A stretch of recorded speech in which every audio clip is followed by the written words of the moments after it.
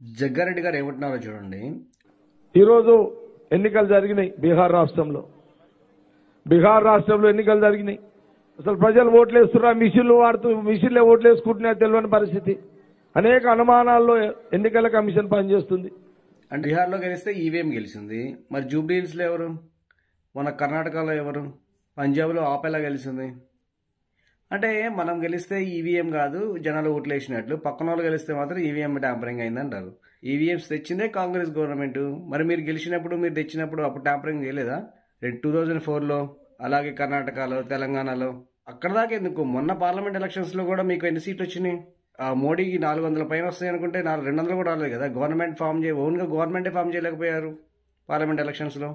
అప్పుడు ట్యాంపరింగ్ చేస్తే government form చేసేవాళ్ళు కదా. అట్లీస్ట్ 400 కాకపోయినా 300 అబోవ్ అని వచ్చేవి కదా. ప్రజల్ని మనం ఎందుకు మెప్పించలేకపోతున్నాము, ప్రజలు మనకు ఎందుకు ఓట్లు వేయట్లేదని ఆలోచించుకుంటే బాగుంటుంది. కానీ ప్రతిసారి ఈవీఎంస్ మీద వేస్తే ప్రజలకు కూడా ఓట్చోరి యాత్ర చేశారు బీహార్ అంతా. ఏమైంది? ఎన్ని వచ్చినాయి మీకు? 2, 3 వచ్చినాయి. కాంగ్రెస్ పార్టీకి బీహార్లో వచ్చిన ఎమ్మెల్యే సీట్స్ అన్ని 2, 3 మొత్తం స్టేట్ అంతా తిరిగారు ఓట్చోరి అని. నమ్మారా ప్రజలు? వర్కౌట్ అవ్వవు. ఎందుకు అన్నది ఒకసారి చూసుకోండి. ఎందుకు పదే మనం ఎందుకు యాక్సెప్ట్ చేయట్లేదు ప్రజలు? మనం ఎక్కడ లోపం ఉందన్నది మీరు చూసుకోవాలి తప్పితే ప్రతిసారి ఈవీఎం ఓట్చోరి, అరే ఈవీఎం అంటారు మళ్ళీ ఓట్చోరి అంటారు. దొంగ ఓట్లు ఎత్తున్నారు అంటారు.